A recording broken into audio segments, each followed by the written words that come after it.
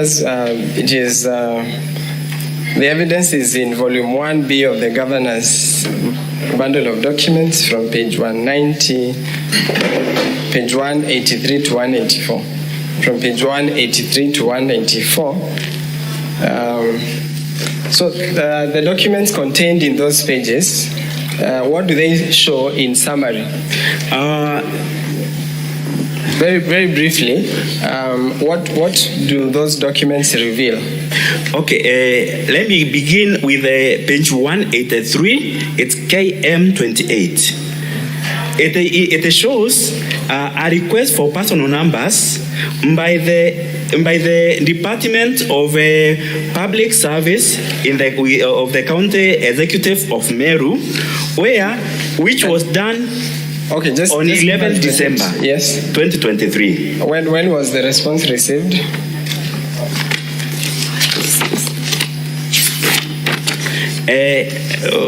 Council and honorable members of the Senate, 186, page 186, KM29, it indicates that this response was done or came back on 19th March 2024. So what does that time, how many months are those?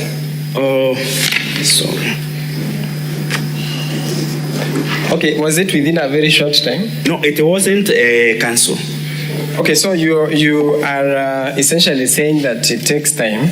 It takes time, and also to explain a bit further, for these are the newly recruited officers.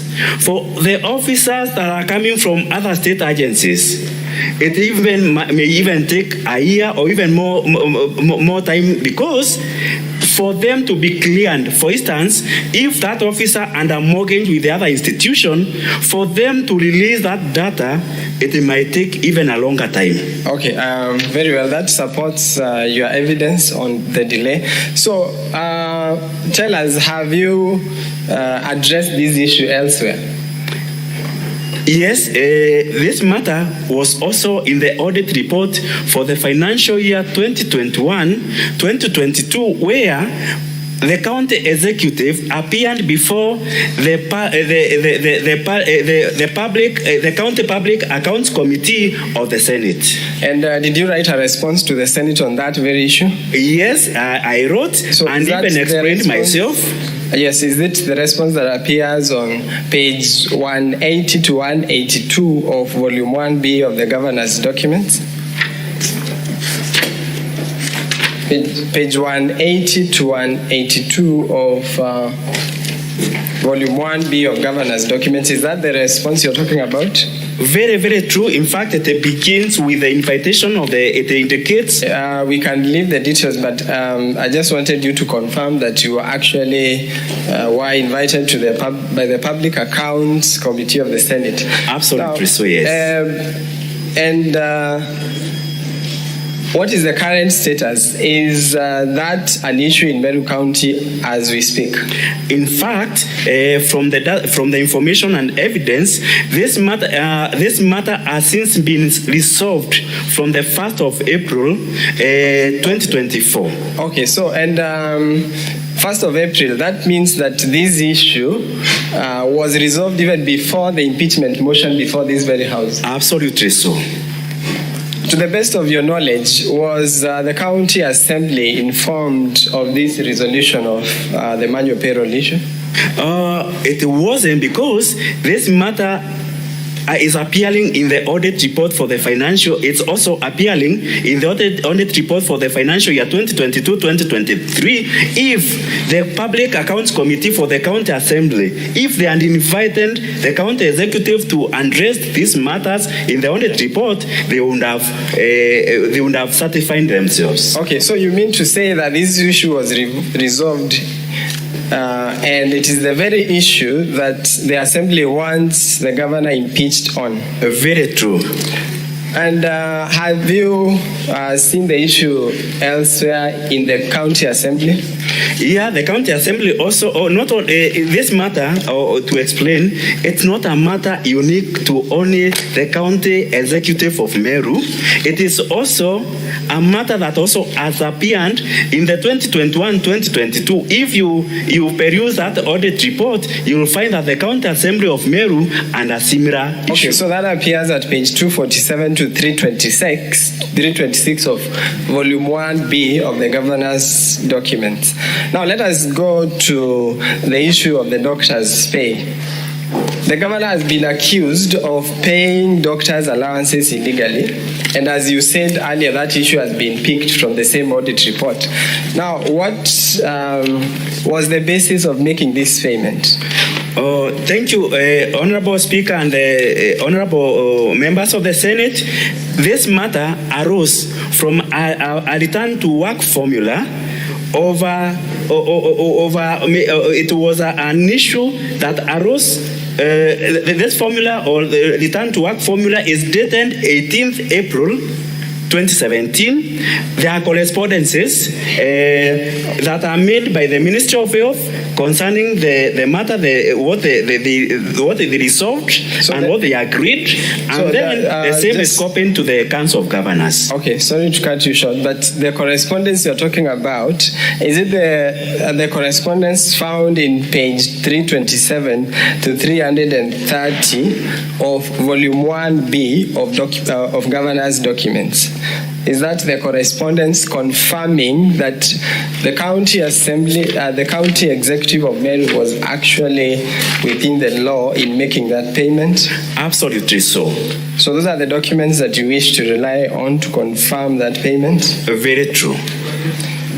Page 327 to 330 of volume 1B of the governor's documents. Okay, let us then move on to, but before we move on from there, so this issue that you are saying relates to payment of doctors relating to the CBA of 2017. Are you familiar with the recent developments relating to doctors' strikes and the implementation of this CBA? Okay. Let me make some explanation. It's a belief that, or it's a practice that a CBA runs for 4 years. Mm-hmm. However, if there is no other subsequent CBA, that similar CBA runs until another CBA is arrived at. The one that I'm aware of, there is in April there was an agitation for improved remunerations to the medical field, and there was a return to work formula, and that CBA is the one that I can quote. You're talking about the strike we saw recently. Very true. And the Assembly has also produced a video of doctors striking on basis of that very implementation of the CBA. Are you referring to that strike? Yeah, the one that was agreed in April this 2024. So do you find it in good faith that these two issues are being brought before this House to impeach the governor? In fact, what I know, and it is an HR practice, is that once a benefit has been given or confirmed, you can't go back and retract that benefit unless it is done the same way that communication was done, or the SRC, which is a body that is tasked with the remunerations, also issues a notice. So what you would have seen is a similar communication, the way it was done to retract those benefits to the doctors. Okay, very well. Let's go to the last issue. You have also mentioned in your affidavit that there were frustrations that the executive faced in coming up with the budget for 2024-2025. So very briefly, would you tell us why you wrote to the Controller of Budget? The letter that you wrote appears at page 344 of Volume 1B, page 344, Volume 1B of the Governor's document. So I want you to very briefly tell us why did you write that letter? Okay, thank you, Honorable Speaker and Honorable Senators. I wrote this particular letter when in our budgeting process, we met a CFSP as touched by the PFM Act 2012. We submitted to the County Assembly, which then went beyond and it went beyond the timelines that are set by the PFM Act. It went beyond other key considerations that are set by the legal provisions. So at that particular time, that is when I wrote to the control budget seeking an advice on those issues. Okay, so the documents you've relied upon are from page 336 to page 344. So, has the County Assembly implemented the memorandum that was arrived at between the Executive, the Assembly, and the Controller of Budget? It is important that I give some information to this Honorable House what happened. For the sake of time, I just want you to confirm whether just very briefly explain what happened after you came up with the memorandum. Okay. After coming up with a memorandum that was negotiated between the Assembly and the County Executive, we made a budget estimate because that memorandum was supposed to inform that budget estimate. The budget estimate was submitted to the County Assembly, which they approved as per the memorandum. However, after the approval of the budget estimate, then I was supposed to make or draft an appropriation act to appropriate that budget estimate, which I submitted to the County Assembly. So after you submitted, did the Assembly change that appropriation bill? In fact, what the County Assembly did went against the memorandum and went against the budget estimate that they had already adopted or approved.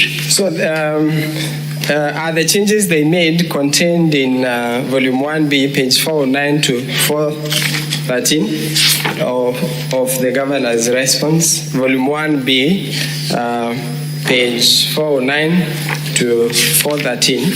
You confirm those, just briefly mention whether those are the changes that you are talking about. In fact, these are the changes, and this you will see it's an under paper because I also wrote again to the control budget when I realized there's a business appearing in the under paper of the County Assembly proposing to make amendments against the proposed memorandum and against the budget estimate that the County Assembly had already passed. Okay, very well. So just before we before we let you off for the examination in chief, there were several comments made yesterday about service delivery of the governor.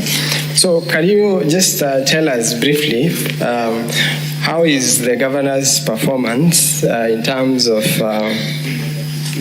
financial performance relating to development in the county? Thank you, Honorable Speaker and Honorable members of the Senate. The performance of a governor can only be informed by the budgetary how the governor has managed the budget through the report that has been produced by the control budget through the absorption rates.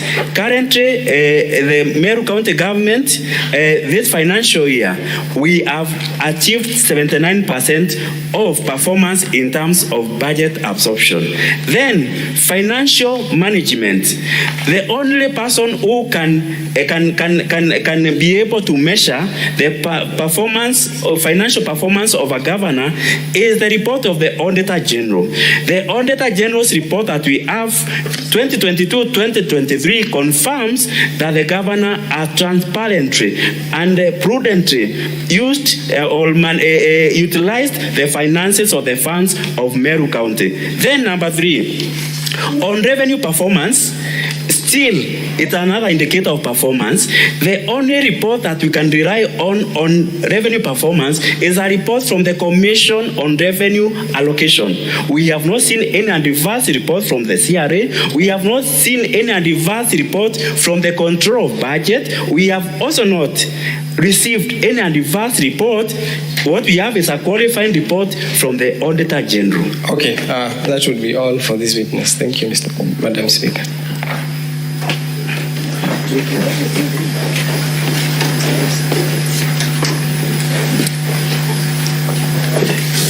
Is that all for the witness?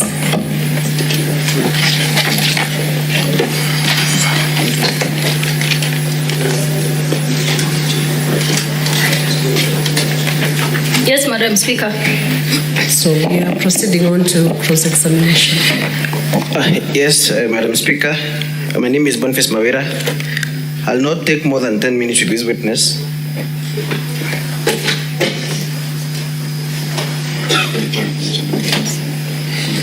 You may proceed. Mr. Ibrahim, I want to take you straight to your affidavit, the one that you have filed. Specifically, at paragraph 26. Are you there? Yes, Councillor, I am. You say it is notable that the County Assembly has also faced a similar problem. This is the issue of manual payroll, correct? True. For which year? Okay. Which year from the Which witness statement? volume are you relying on? That is volume 1, Madam Speaker, the governor's response. 1B or 1? Volume 1, the response. Volume 1. Okay. The witness's witness statement Okay, proceed. at page 33.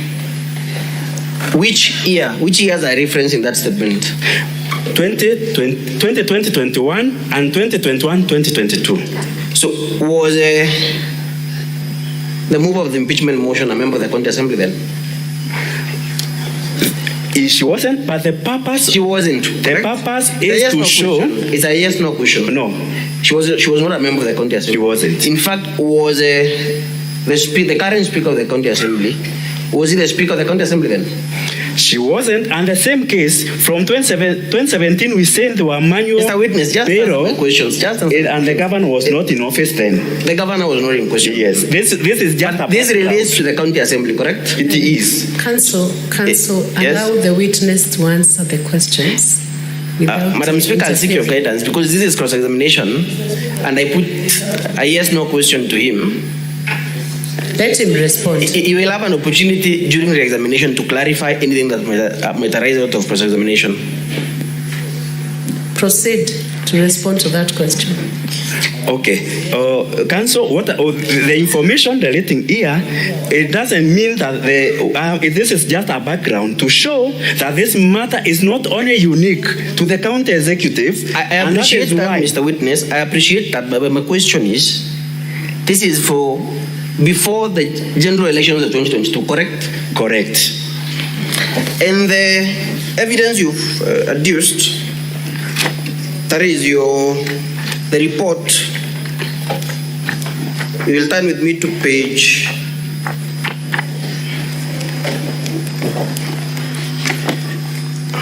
1B. The report therein also relates to the financial year 2021-2022. For the county assembly? Yes. Yeah, for the 2 years. For those 2 years? Yes. Before the life of the current assembly? That is correct. So, Mr. Ibrahim, is it your evidence then that the answer to that allegation by the governor is that one, even the county assembly did it? Because that is what I'm getting. Is that your defense? My purpose to produce. Is that your defense? That even the county assembly did it? Is that your defense? That is not my defense. Okay. Let us proceed. I'll take you to the letter at page 344 of the volume 1B, the governor's volume 1B, Madam Speaker.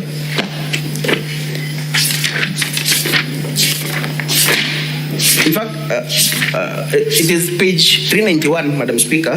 That is KM 49. What page? Page 391. Page 391, KM 49. You say there was a budget stalemate, correct? True. And you say that the county assembly, because you're writing to the clerk, you say they increased the ward fund from 33 million to 45 million, correct? Correct. Is that the position in the appropriations bill? Okay. This So one, yes, no question. I need to explain this one. It is a yes, no question. What is the amount? The context of Just this, wait for my question. Wait for my question. yes. What is the amount in the appropriations bill that was passed by the county? Currently, it is 36, and the agreed was 33. And then the context of this letter Wait for my question. is another paper. Wait for my and question. it shows what was supposed to be done there. Sir, can you respond to the figures you're being asked? Currently, it's 36 Straight. million. 36 million. Yes.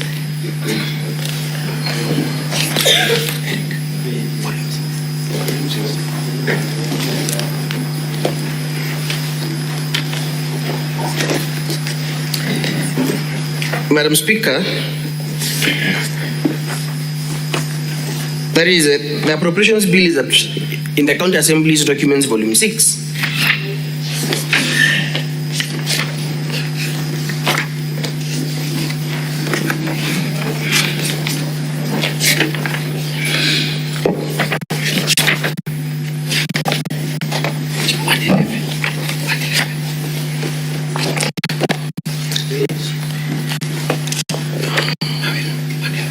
Just a moment, Madam Speaker.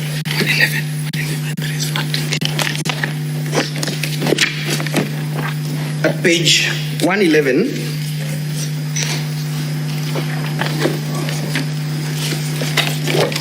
and I want you, Mr. Ibrahim, to confirm at page 111, the word-based development projects. What is the total amount for each of them?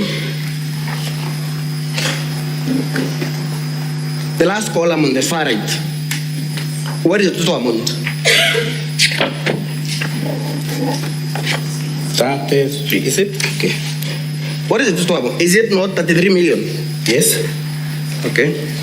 Do you still maintain your answer that the correct amount is 36 million? Yes or no? Okay. 33 million. Okay. You concede that? Yes.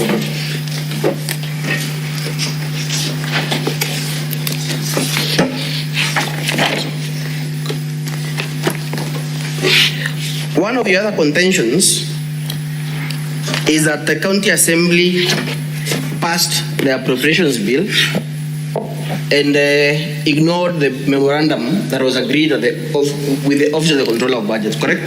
True. And one of the other issues you raise is that the CFSP was not passed within the necessary timelines. It's true. So, is it your contention then, and this is a yes/no question, that if a CFSP, if the county fiscal strategy paper is not passed within the 14 days, then the executive can proceed to implement the same without the county assembly approval? That is not so. That is why I saw Yes, no question. an explanation or an advice from Yes, no the question. control budget. So, even if the 14 days had lapsed, the county assembly could proceed to consider and make amendments as allowed under section 117 of the I sought an advisory and we were guided. So you agree then that the county assembly could still, after the 14 days, consider the CFSP and pass it with amendments? The guidance from the control budget, there is a letter there, It's a yes, and no they question. have been told. It's a yes/no question. They were Would the told. county executive proceed to implement it without county assembly approval? Yes or no? What? Come again? Could the county executive or the treasury that you had, correct? Could it proceed with the CFSP without county assembly approval? No, it couldn't. So the county assembly approval was necessary even after the lapse of 14 days. And that is why we were advised by the control budget as the county assembly was on wrong, but we were told for us to move, it was a stalemate. We need to come and agree together. Because the law allows that the county assembly can make amendments, correct? In fact, yes or no? the law states. Can the county assembly make amendments to the CFSP? It can make. So however, what is it? Wait for my question. If the county assembly could make amendments to the CFSP, and indeed they made those amendments, why did the county executive bring those budget estimates without considering the amendments that have been done by the county assembly? There was a contention one. That is why. You agree there was a contention from both parties? Yes, from both parties. Contention by both parties. Ours was on the timelines. I need for my question. Honorable members, I need to explain because this is an You'll have an opportunity. You'll have an opportunity, Mr. Witness. A contention by both parties. By both parties, yes. So you will agree then that this deadlock was caused by the actions or inactions by both parties? Majorly by the county assembly.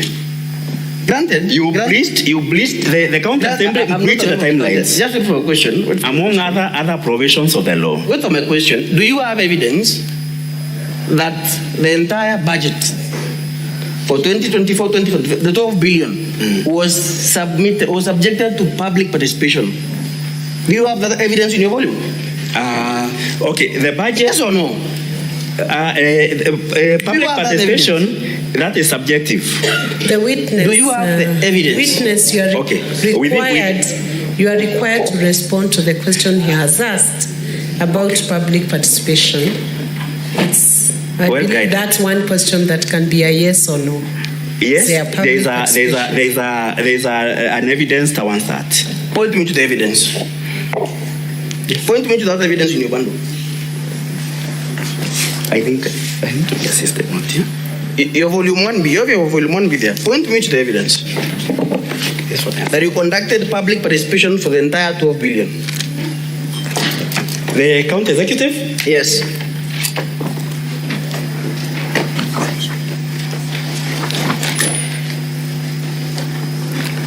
Council, your 10 minutes are over, but you have the discretion to use more minutes from your allocated timeline of 1 hour 20 minutes. Very well. I leave it at that for this witness, Madam Speaker. You can take the next witness, or they can. I will lead the witness for. You want exam. More minutes? No. I think it is okay for this witness.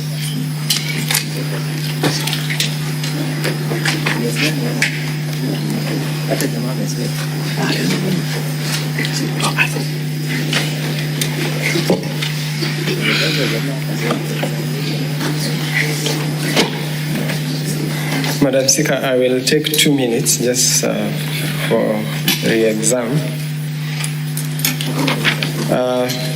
Ibrahim, you have been tasked to explain the deadlock that was there between the county assembly and the county executive.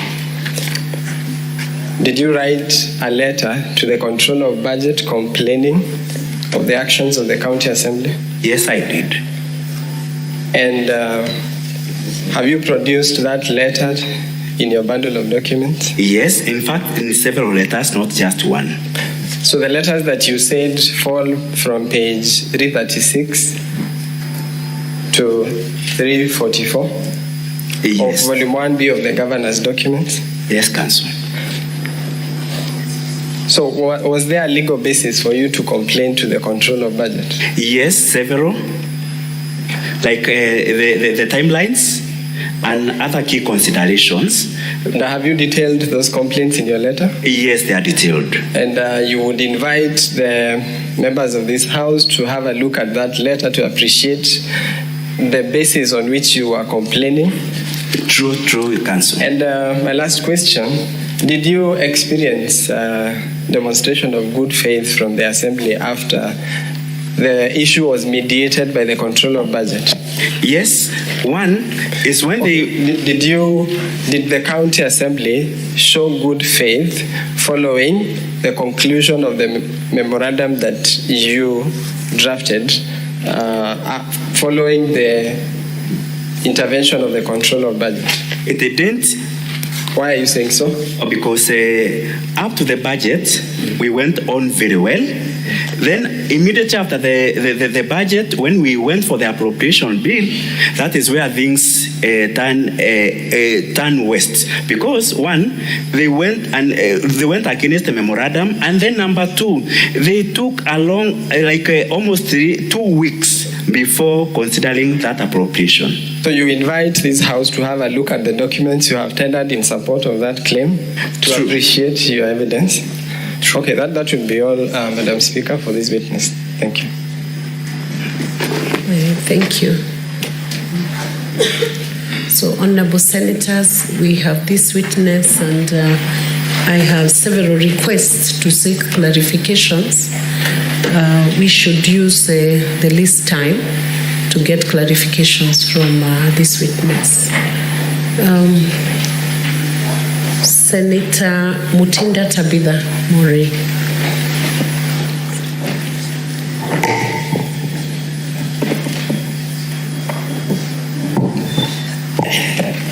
Thank you, Madam Speaker. And I wanted to really clarify. And as a speaker, I'm the Vice Chair of Finance Committee. You raised a point and said that CRA did not raise any audit issues or concerns in terms of if the audit was qualified or had any advanced reports. I mean, to your knowledge, does CRA do audit reports? Second question, have you ever been summoned by the PAC committee? And lastly, are you a member of ISPAC by any chance? And in finality, we have the CRF, not the CRF, but the County Revenue Fund, whereby issues have been raised in terms of the composition of the committee. And Clause 6 of your Act of the County Revenue, the fund, indicates that there needs to be a chairperson for that committee to be able to execute its mandate. So how are funds allocated, how are funds approved without the composition correctly of the said committee? Thank you, Madam Speaker. Witness, you will proceed to respond. Okay, thank you, Honorable Speaker and Honorable Members of the Senate. I want to clarify that I didn't say that CRA or Commission on Revenue Allocation ought to have made a report maybe on audit to say whether there was an adverse or not. What I said is Commission on Revenue Allocation makes reports on performance on revenue, whether a county has performed fairly or is the potential is its performance in terms of revenue, but not audit. So what I said is the performance of revenue collection can be well indicated or shown by the report from the Commission on Revenue Allocation, because once in a while they say that County X did not meet its revenue thresholds or it performed poorly. However, it is not an OAG report. It's a report from the Commission on Revenue Allocation, and it is available on the Commission's website and portal. Then, number two, whether I've ever been invited by the audit committee. The PAC committee, the County Public Accounts Committee of the Senate, yes, invited us in not very sure, but July, and we appeared. In July, we appeared, and on the audit of 2021-2022, I appeared. Then, yes, I'm a member of ISPAC. I'm a member in good standing.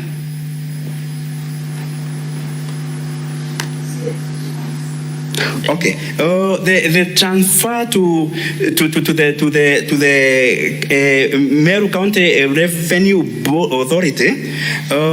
That transfer, the money that is transferred to that board, it is from the main revenue of the county after that money has been budgeted and has been approved. And that still money is also audited by the Auditor General on its prudence and how it has been accounted for. So it is transferred from the Meru County revenue to revenue allocation to that to maintain its operations, because the authority is supposed to be self-sustaining. However, at the moment it isn't, so we transfer some money to the board. Yes, Senator Wambua Enokio, what's your intervention?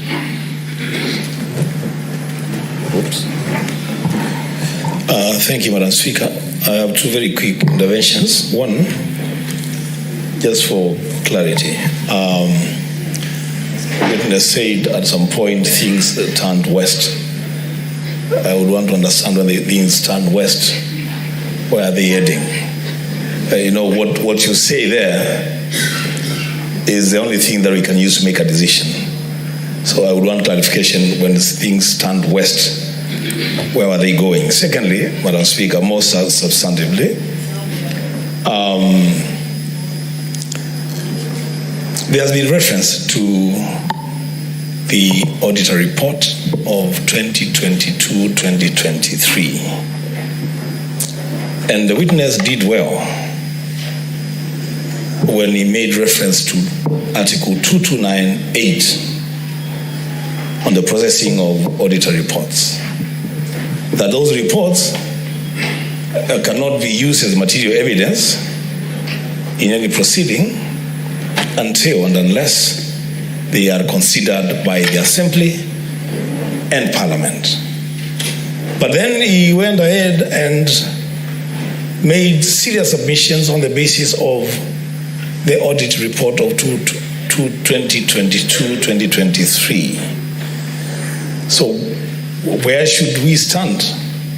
Should we stand on the basis that we cannot make reference to 2022-2023, and in which case then dismiss everything that you have said about your standing? Or should we take what you have said as part of evidence in these proceedings? Respond, witness. Thank you, Honorable Speaker and Honorable Members. My reference to things turning west is in relation to the budgeting process, because we had a negotiating team that was that was superintended by the Office of the Control Budget, and one of the recommendations she had made is, after coming up with a memorandum, that memorandum becomes or forms the basis of our budget making. So that is where things that is in as far as the budget making process is concerned. That is where I've seen things stand west. Then I've referred to Auditor General report. To Auditor General's report 2022-2023. I'm not saying that it should not be referred to. What I'm only saying is, for this matter that is before the Senate on impeachment, if it would have been addressed in the committee of the PAC of the County Assembly of Meru, a number of things like Manyopero would not have found itself here. Because in that committee, we would have explained what we've done and the materiality of that matter, because we would have explained that this money that was paid through the manual payroll is money that has been budgeted, money that has been liquidated to the control budget, and money that has been paid to individuals it is not money that has found its way to other people, but you could even find the bank account. So it's not a material thing that should have even brought even an HR person to be reprimanded because of that, because it is a matter that is not so material. However, that is how I have referred to the Auditor General. So report, I have not said shouldn't be referred, but for an impeachment motion, I think if this matter was addressed at the PAC committee, they would even have gotten more information and more materials to support or not to support. Senator Chararike Samson Kiprotich. Madam Speaker, and I request the witness to be very brief. Mr. Witness, CPA, what is your ISPAC number? Number one. Number two, when you say CPA is 4 years, what is the legal authority or the policy of labor relations to give weight for you to say it stands 4 years? Number three, you have said that the spending of doctors' payment was within the legal authority and the CPA. My question is, how much was the budget in that financial year? If it was not there as a CPA, you know if there is a allocation as the PMF Act envisages, whether that reallocation was sought. And number three, whether supplementary budget was sought to effect those changes. And finally, in 1B, the memo that you are provided is unsigned. It is signed by only the chair. So how can we trust in this volume 1B, Madam Speaker, that memo that had been signed, the engagement, the part of secretary and chairman is not signed, nor is it stamped? Is it an authentic document that you will want to present to this House for proper consideration, considering that what the House is considering, Madam Speaker, is a very serious issue? Madam Speaker, if you can answer those 4 questions, I'll be grateful. You may proceed to answer those questions. Thank you, Honorable Speaker and the Honorable members of the Senate. My reference to CBA 4 years, I may not authoritatively quote it, but I know it has been termed from HR quarters. I'm not an HR expert. I want to say that, but it has been always said that a CPA runs for 4 years. That is what but I'm not an HR expert. Yes. Then legal authority on the legal authority of payment of that allowance or the medical allowances that have been awarded after the CBA. This Honorable Speaker and the members, this payment has not been done only in 2022, 2023. It began from 2017. So, honorable members, when that expenditure was introduced to the budget, that is when it accrued on the budget. So even in the forthcoming years, it has been incorporated into the budget. So it didn't require a supplementary budget last financial year because it is a payment that was confirmed from 2017. So it has always been there. It has been provided within the budget. The memo on the 1B, I want to say, authoritatively, I want to own that memo. It is authentic. That memo is authentic. Numbers. Madam Speaker, Senator Danson Mwangaza. Mr. Speaker, to the witness, just hold on, Senator Danson. Yes. 1 minute. There was a question on your ISPAC registration. Oh, yeah. My ISPAC registration is 10955. Senator Danson Mwangaza. Thank you, Madam Speaker. Madam Speaker, I was seeking clarification from the witness I was listening to you when the question was put to you on the financial performance of Meru County, and I heard you say the Auditor General has given a report saying that it is an unqualified opinion, therefore it is good. I want you to clarify to me, is the Auditor General the only way as a professional that you would measure the financial performance of Meru County? I wanted to know, isn't budget execution, things like performance, finishing on the projects and stuff like that, that would amount to good financial performance? And if so, please answer that question, because it will help us to make some decisions. I submit, Madam Chair. Proceed, witness, to answer that question. Thank you, Honorable Speaker and members. Yes, budget execution. Okay, Auditor General report is not the only way, but is the surest way. Where this one it takes away every doubt, and that is why most of issues relating to financial management, there are recommendations.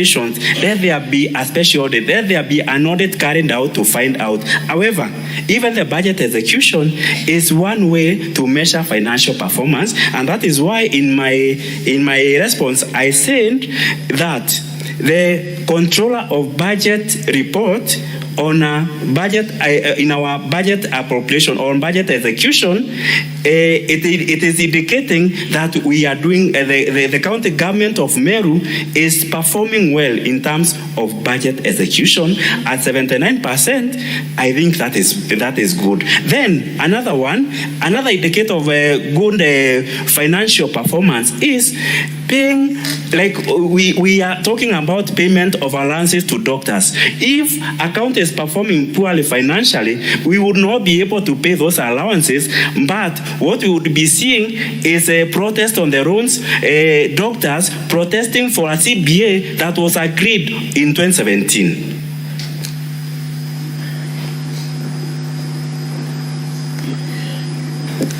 Those are all the requests we had on the board, so we can move to, it's not showing. Senator Kisang, you can proceed, but his name is not showing on the board. Clerk, check your system.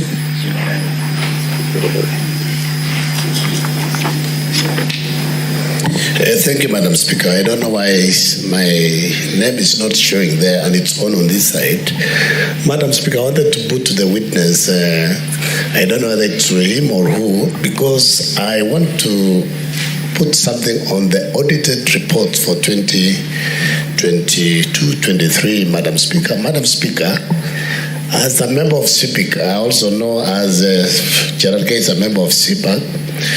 Normally what happens is when the Auditor General signs the report, the oversight committees of both the county assemblies and Senate and National Assembly, they go through the reports to verify, and if there are any additional issues that are required, then we recommend to ACC or other government bodies to investigate. So I'm wondering, I wanted to find out from the witness, were you called by the CPAC and CPIC committees of the County Assembly of Meru before they met this particular audit query and impeachment issue?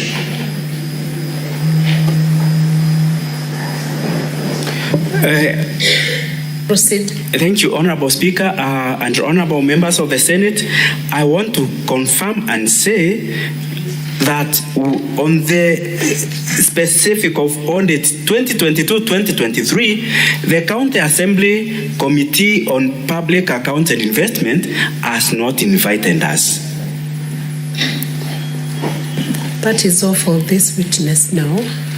There are no more clarifications from the senators. I hope there is no senator who's been left out. So County Assembly can call in the next witness.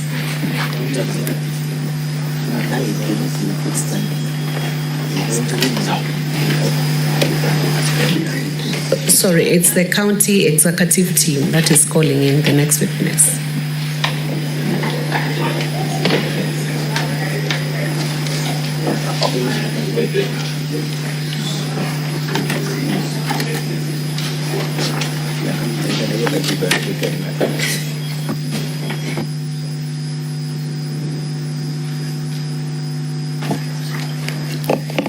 Madam Speaker and honorable members, our next witness is Dickson Munene Nkanata.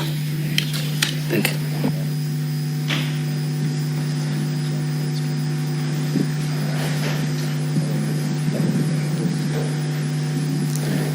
Dickson Munene, where are you?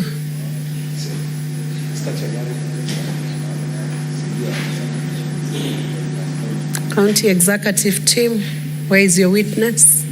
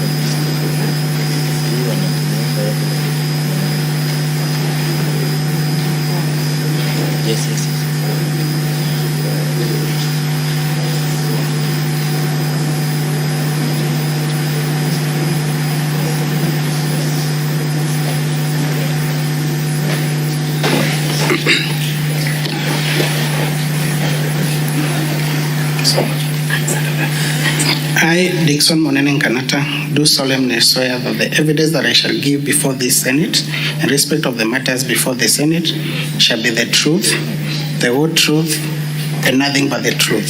So help me God. Madam Speaker, for the record, my name is Edgar Busiega. I've been variously referred to as Busienga. I wish to correct the record to reflect Busiega. Thank you. May proceed, Councillor Busiega. Okay. Kindly introduce yourself. Madam Speaker, Honorable Senate, my name is Dickson Munene Nkanata. I am the CC in charge of Legal Affairs, Public Service Management and Administration in the County Government of Meru. I am also an advocate by profession. Thank you, Mr. Munene. I'll refer to you as such. Starting from where you have stopped, indicate to this Honorable House, you've practiced law for how many years? Madam Speaker, Honorable Senators, this is my 11th year of practice as an advocate. I was admitted in 2014. My personal number is P10507 of 2014. Thank you. Senator Chiradike, what is your intervention?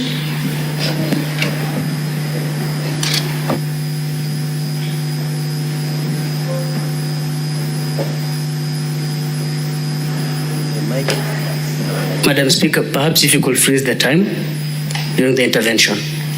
Your time is frozen anytime there is an intervention. Can you give the mic to Senator Chiradike? Madam Speaker, understanding 104 on the declaration of interest, I don't know how will this one proceed because Council Busieka and Council Munene and myself were in the same class.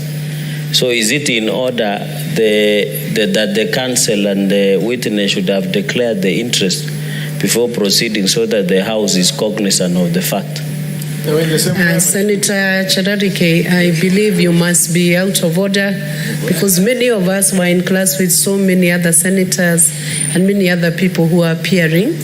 Unless you have special interests like being common shareholders within a company or other interests beyond going to school together.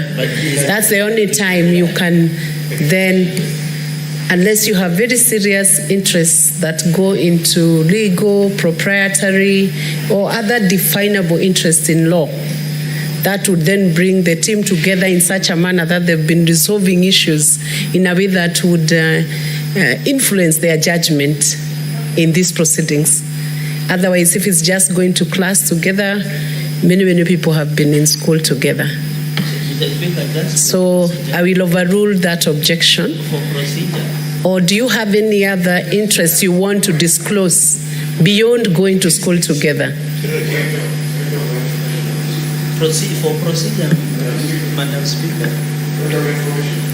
I have overruled just attending the same school or the same class as a common interest that would cause influence on the decision that will be made, unless there is another special interest that then would influence the decision of the senator especially. What is your point of information?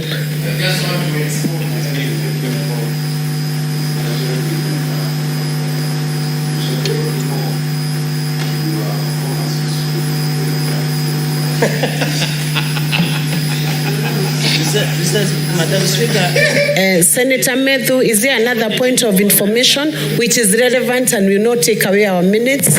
We have very short time. In fact, Madam Speaker, because I know we are very constrained of time, Senator Cherargei was selective, and that's why he never referred and read the Standing Order 104.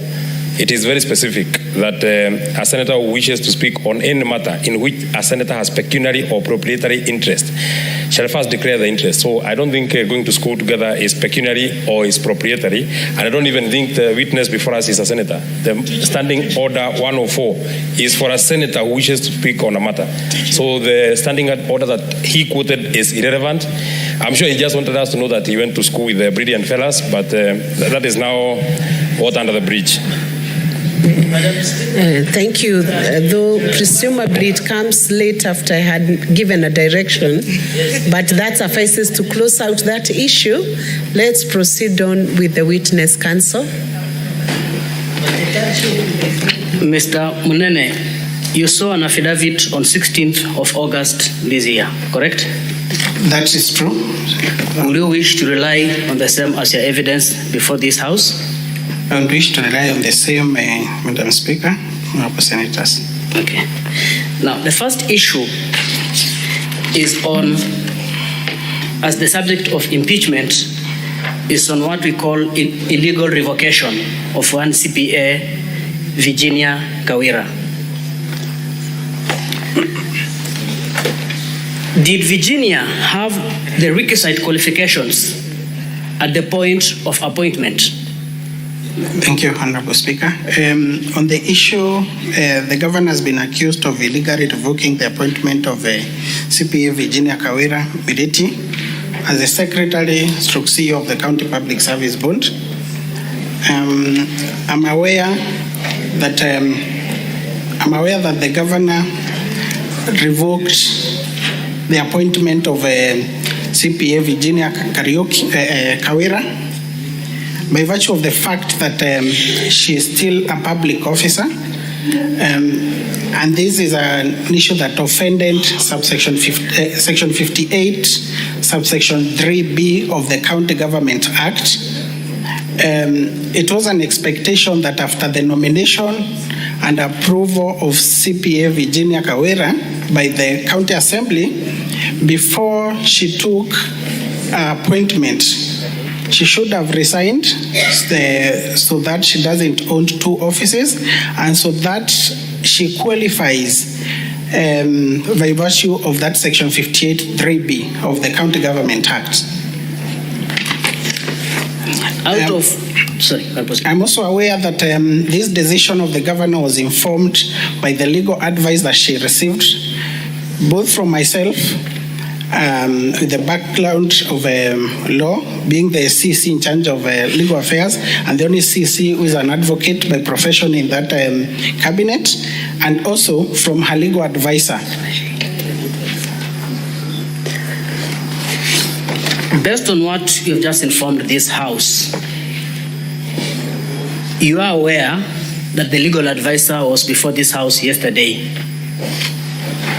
Yes, Madam Speaker, I am aware that the legal advisor was before this House yesterday. I'm aware that the legal advisor disowned the internal memo that is which is appearing on page 11 and 12 of the volume 1B of the governor's documents. I'm also aware that the legal advisor, that is the former legal advisor, has since been employment has since been terminated by the governor, and I'm aware of the circumstances under which the termination of our employment was done. I'm aware that there is a pending case between the legal advisor, the former legal advisor, and the governor in the Employment and Labor Relations Court. And I'm aware that the said former legal advisor is represented by the firm of Ngwele and Company Advocates, which is the same firm that is representing the county public, the CEO of the County Public Service Board, that is Virginia Kawira. I'm aware they share the same advocate. I'm aware that in the documents filed in court by the former legal advisor, the Saint Virginia Kawira appears as the Linda Kiome's witness. So I would not be surprised that Linda Kiome would disown such an advice that she gave while still in office. Thank you.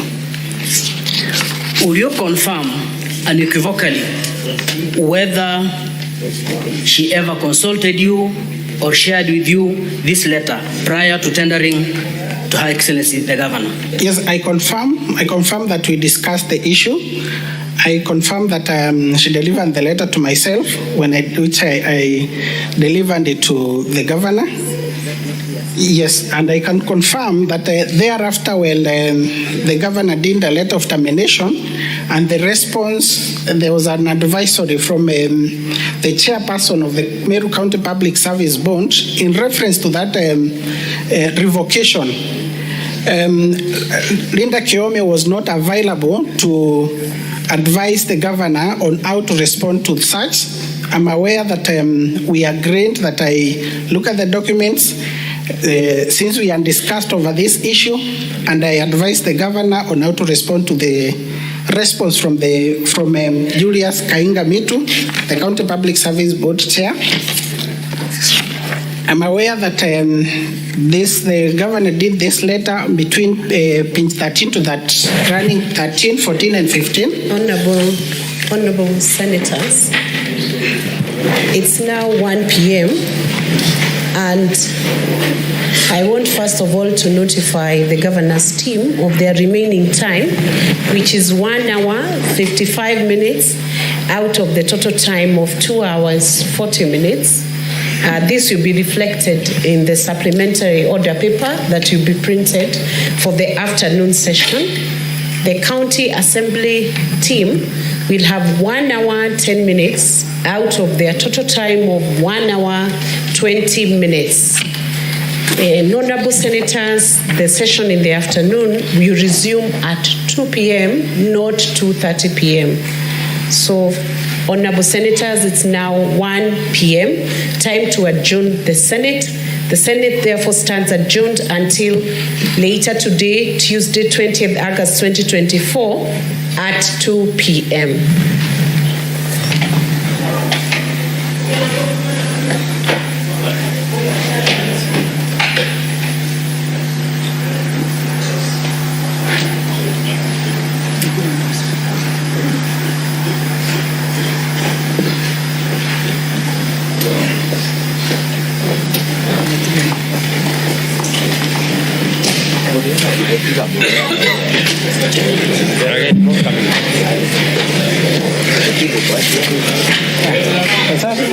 Ninafikiri utanipatia hiyo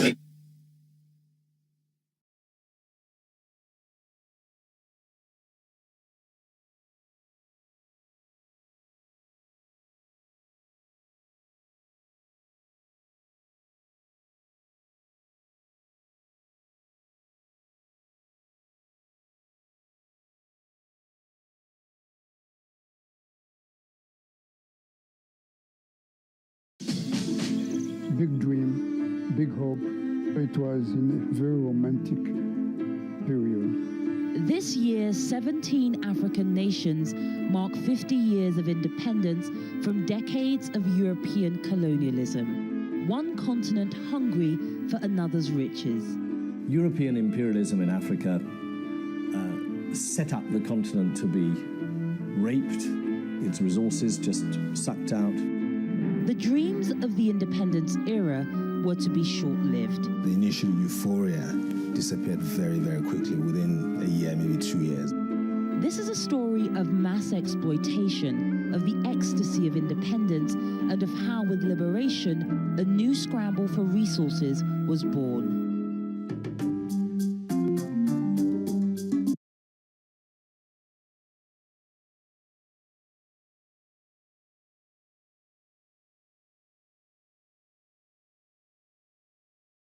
We are traders. It's in our DNA to make bold decisions when everything is on the line.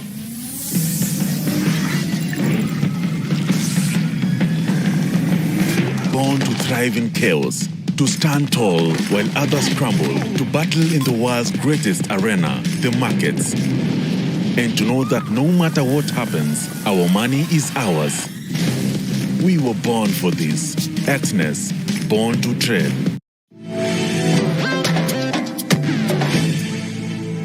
You know, sometimes I usually pity myself. There are some analyses I find myself doing over and over and over again.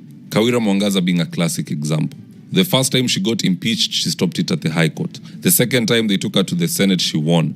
The third time they took her to the Senate once more, she won. Believe it or not, for a fourth time, she has been impeached at the Meru County Assembly and is currently appearing before the Senate to defend her seat. But nonetheless, for the fourth time, we will analyze the impeachment of Kawira Mwangaza. So, first up, let's have a look at some of the charges leveled against Governor Kawira Mwangaza, and I quote, 5 accusations against Meru Governor Kawira Mwangaza. Number 1, illegally revoking the appointment of Virginia Miriti as Secretary of the Meru County Public Service Board without the approval of the County Assembly. Number 2, refusing to implement the recommendations of the County Assembly, requiring the dismissal of the County Secretary Kiambi Thambura and Chief of Staff Harrison Mbithi. Number 3, irregular payment of emergency call allowances to 161 doctors and medical officers using the wrong rates, leading to excessive payment of 74.3 million. Number 4, she misled the public by falsely claiming that 86 million was raised through a pay bill number after the murder of Daniel Muthiani alias Sniper, while the actual amount raised was 286.5 million. Number 5, illegally dismissing John Toiti, CEO of County Revenue Board, Paul Mwaki, CEO of Liquor Board, Kenneth Kimathi Mbaye, Managing Director of Meru Microfinance Corporation, and Joseph Kithure Mberia, CEO of MEWAS. Now, for Governor Kawira Mwangaza, there's a problem in Meru County. She won't listen to her MCAs will not listen to her. But that aside, whether she survives or not this time around, it is pegged on one thing. And that is whether this case is going to be listened to by an ad hoc committee or the plenary. Ad hoc committee is basically just 11 members, 6 from the majority, 5 from the minority. They come together to listen to the case, so less senators. If it is the plenary, it is the entire Senate listening to this case. Now, this time around, I'm seeing some senators pushing to have this case listened to by the plenary. And if it is the plenary, there's a chance she can go home, because it is impossible to shape the thoughts of the entire Senate via the plenary. You know, an ad hoc committee comes out with a report before the plenary votes. They come out with the finding that she's innocent. Then, of course, the plenary from the majority side, they don't want the finding of their members who they sent in to be rubbished. So they will back that finding up. So if it is ad hoc committee, she is okay. She might survive. If it is the plenary, she very well could go home. In fact, I listened to Senator Mundigi pushing to have this issue discussed at the plenary level so that they can impeach her. He even forgot to hide that he has motives to send her home, but here's the tip. Asante, Bwana Spika. Katika Kenya kuna county inaitwa Meru County na iko na wapiga kura 1800. Bwana Spika, leo sio siku ya kwanza ya kuongea mambo ya Meru.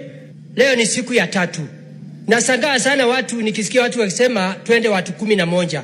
Kenya yote katika kaunti 47 inaangalia vile tutaamua hii kesi ya Meru, kwa sababu ya kipindi ya miaka 2 watu wa Meru wamehangaika, wameumia. Sio safari ya kwanza gavana Kawira kuletwa hapa, hii ni mara ya 3.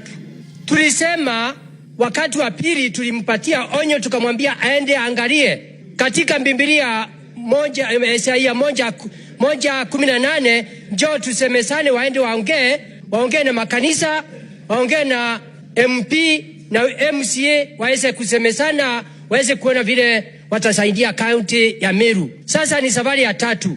Ningeomba mimi kama senator wa Embu County naunga mkono tuweze kwenda kusikiza Kawira tukiwa maseneta 67, kwa sababu ni watu tuko na unjuzi wa kuamua aidha Kawira amefanya makosa mara ya 3. Now, nonetheless, I am coming to the conclusion that Kawira Mwangaza will survive, and there is reasons behind this. Number one, the sponsor of this impeachment motion comes from DEP party. DEP does not have any majority in the Senate. They don't even have a single member in the Senate. So a motion pushed by DEP is likely going to die. Had it been a UDA member or ODM or something of that nature, it could have had a bit more oomph. Number two, she is likely to survive because the Senate is sexist. History proves this. Anne Waiguru was impeached from Kirinyaga with tangible reasons, but the Senate found her innocent. In fact, they said, tuwache kupiga kina mama. Kawira Mwangaza was impeached the first time, she was found innocent. She was impeached the second time, she was found innocent. This is the third time. What do you think is going to happen? She'll be found innocent because she is a woman. Anytime a woman is impeached as governor, they don't look at the crimes or possible crimes. Let's be fair to the person impeached. They just look at the gender and they say, tuwache kupiga kina mama. Riddle me this. Why was Mike Sonko impeached for the first time and sent home immediately? Why was Ferdinand Waititu impeached for the first time and sent home immediately? But no woman can be impeached. So the Senate is very sexist, and it's like that because men are the majority. If women were the majority, these women would be going home. But because men are the majority, and there are very few women in politics, there is little incentive or push to have some form of blowback or repercussion when one of them gets out of line as far as the constitution is concerned. So expect her to survive. That one I can just see it coming. And if at all they'll send her home, they'll send the entire Meru County home for fresh elections. That is another avenue. They can't just punish her alone. That one I can assure you for free. And if they do it, I'll be very, very shocked. And even if they do send her home, it doesn't do away with the narrative that the Senate is sexist. Why did it have to take 3 impeachments if at all they send her home? It still doesn't make sense. I think they should just stick to what they've been doing, send her back to work. We wait for 2027. But the day a male governor is impeached, we want to see the same standards. I think the men here can agree with me. Now, anyway, moving along. The other thing that Kawira Mwangaza has working for her is the fact that she is now allied to UDA. She stopped this independent business. You can't be independent, and there are very few independent senators. How do you survive? So she allied herself with UDA. She's a UDA member today, and that means the UDA machine will be fully behind her. UDA doesn't want to impeach her and have somebody take over who is not allied to the party, unless they've had closed-door meetings with the deputy governor and he has agreed to work with UDA behind the scenes, and so they'll just go on to impeach Kawira. But without that arrangement, she will remain